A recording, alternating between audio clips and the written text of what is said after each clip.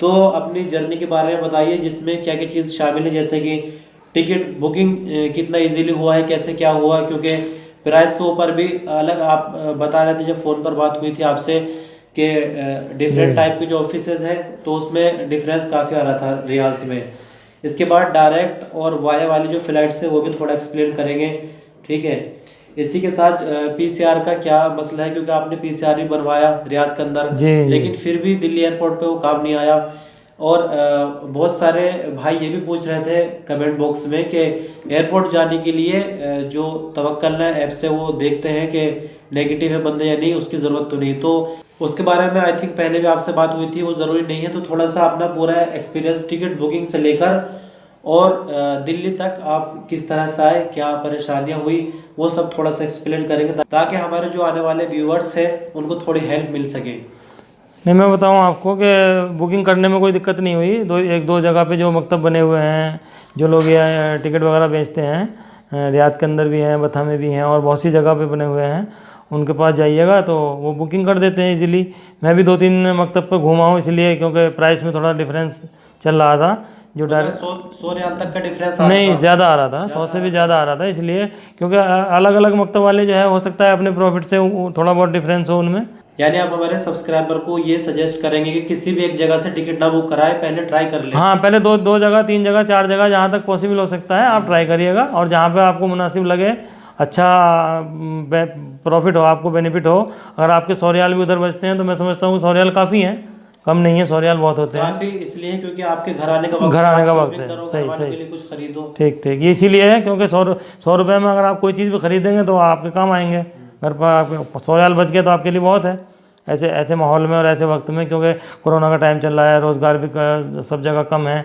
तो इसलिए मैं भी गया, तो तीन चार जगह मैंने ट्राई किया, उसके बाद में मैं देखा तो एक जगह से मैंने बुकिंग करा दी। डायरेक्ट फ़्लाइट जो थी वो कम पैसों में थी, लेकिन उसमें मिल नहीं रही थी और वज़न भी कम था, इसलिए जो है। कितना वजन डायरेक्ट फ्लाइट में मिल डायरेक्ट रहा फ्लाइट था? में वो 30 किलो लेते हैं, लगेज में लेते हैं, और 7 किलो मैक्सिमम हैंड कैरी में आता है। यानी इससे 37 किलो टोटल 37 है। से ज़्यादा नहीं आता है। और उस पे कई बार सुनने में ये आता है कि अगर 1 किलो भी ज्यादा हो जाए तो काफी पैसे वसूल करते पैसे हैं। भी वसूल करते हैं, और पैसे वसूल लगेज में करते हैं।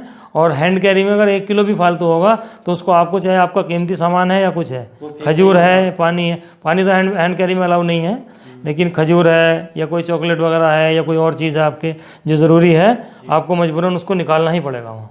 अच्छा अगर आपका कोई बंदा उधर वापसी के लिए नहीं है तो समझ लीजिएगा आपका सामान ख़रीदा हुआ वो वेस्ट हो गया, अच्छा। वो आपको श्योर ही छोड़ना पड़ेगा। अलबत्ता अगर लगेज में कोई सामान आपका है तो उस सामान के लिए वो चार्ज वसूल करते हैं, और जो अच्छा खासा होता है, मैंने तकरीबन 50 रियाल 60 रियाल पर केजी के हिसाब से वो लोग वसूल करते हैं वहाँ तो ये पर। तो डायरेक्ट फ्लाइट की बात हुई जो अभी आपने बताया। डायरेक्ट में तो सीधे बस रियाद से बैठो दिल्ली आके उतर जी जाएंगे, या जी जहाँ कभी लखनऊ, जी, दिल्ली, जयपुर, जहाँ भी जी फ्लाइट जी आ जी रही है। जी जी तो आप वाया होकर आए हैं, वाया दुबई। जी। मैं वाया दुबई तो होकर का आया वाया हूँ। दुबई का थोड़ा एक्सपीरियंस बताओ वाया अपना। दुबई के लिए यह है कि वहाँ से हम लोगों ने टिकट बुकिंग की है, और उसमें 40 किलो वेट था, 40 किलो वेट लगेज में था, और 7 किलो हैंड कैरी में था। यानी आपको 10 किलो एक्स्ट्रा मिल 10 गया किलो वहाँ पे। एक्स्ट्रा मिल गया जी। और प्राइस था मेरा वहाँ पे 1340 रियाल। और इसके अलावा भी वहाँ पे 200 रियाल वो लोग कोरोना टेस्ट का लेते हैं, 200 रियाल लिए उन्होंने। वो कहाँ पे टेस्ट कराया आपने? वो मैंने सिक्स सफ़ा मक्का हॉस्पिटल है बथा में, अच्छा। वहाँ पे टेस्ट कराया। एक दिन पहले टेस्ट कराया और अगले दिन जाके उसका रिपोर्ट लिया, वो नेगेटिव था। नेट टेस्ट का मकसद आपका ये था कि मुझे दिल्ली एयरपोर्ट पर रुकना ना पड़े, मैं जल्दी निकल जाऊँ? नहीं, टेस्ट का मकसद ये नहीं था। टेस्ट जो है उन्होंने वहाँ पे भी देखा है, सऊदी में देखा है, दिल्ली में नहीं देखा। रियाद एयरपोर्ट पे? रियाद एयरपोर्ट पे उन्होंने डॉक्यूमेंट्स मांगे, सेल्फ डिक्लेरेशन फॉर्म भी देखा है उन्होंने वहाँ, और वो भी मांगा है। तो जिन लोगों के पास टेस्ट नहीं है वो क्या करेंगे? उनको कराना पड़ेगा, वहाँ पे टेस्ट लेकर के आएंगे। बिना टेस्ट वाली की एंट्री नहीं है एयरपोर्ट नहीं, में? एंट्री नहीं है। उन्होंने वो जो है, क्योंकि मेरा अपना देखा है उन्होंने, मेरे सारे डॉक्यूमेंट्स मांगे उन्होंने, और देख करके तब उन्होंने मेरा पासपोर्ट एक्सेप्ट किया है। यानी अभी जो है ना दिल्ली वाले तो सऊदी का टेस्ट नहीं मान रहे, जी, वो भी अपना कराएंगे। वो अपना कराएंगे, और सही अगर बात। आपको एयरपोर्ट के अंदर दाखिल होना है तो भी आपको कराना तो पड़ेगा। सऊदी के अंदर से कहीं से भी टेस्ट करा के लाए। हाँ, किसी भी लैब से जहाँ जो अप्रूव्ड है उससे आप टेस्ट करा लेकिन सकते जो मिनिस्ट्री ऑफ हेल्थ की तरफ से सेंटर बने हुए हैं और वो मोबाइल में हमारी रिपोर्ट है, वो नहीं चलेगी? पेपर नहीं, चाहिए? उसके बारे में मेरे को मालूमात नहीं है, क्योंकि मैंने वो टेस्ट नहीं कराया। मैंने डायरेक्ट हॉस्पिटल गया और 200 रियाल खर्च करके RT-PCR टेस्ट कराया। अच्छा, उसके बाद दाखिला हुआ आपका? उसके बाद मेरा दाखिला हुआ, और 10 बजे मेरी वहाँ से फ़्लाइट थी। फिर मैं दुबई आया। दुबई आने के बाद भी उन्होंने जो है मेरे सारे डॉक्यूमेंट देखे, सेल्फ डिक्लेरेशन फॉर्म देखा, वहाँ का जो है उन्होंने टेस्ट रिपोर्ट देखी और उन्होंने हमें मास्क और किट वगैरह पहनने के लिए दुबई एयरपोर्ट पे दिया। अच्छा।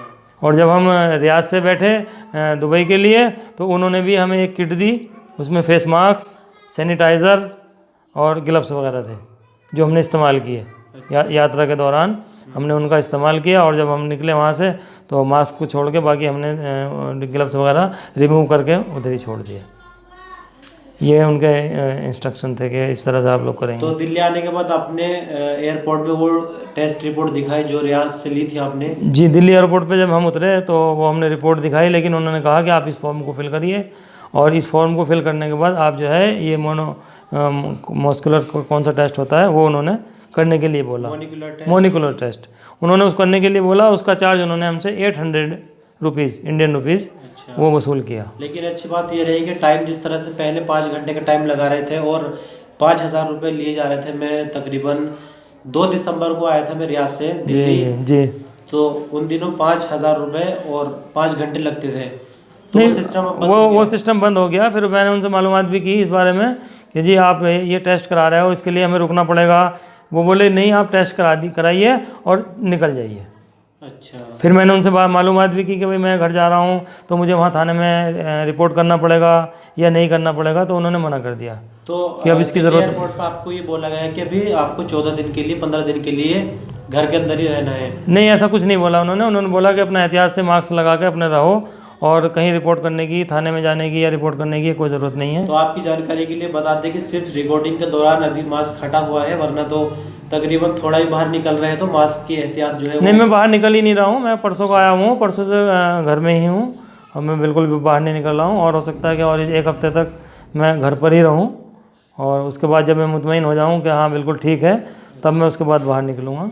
हालांकि मुझे कोई सिम्टम्स नहीं है, कुछ नहीं है, अल्हम्दुलिल्लाह सब कुछ ठीक है। यहाँ का टेस्ट भी, वहाँ का टेस्ट भी, सब कुछ सही है।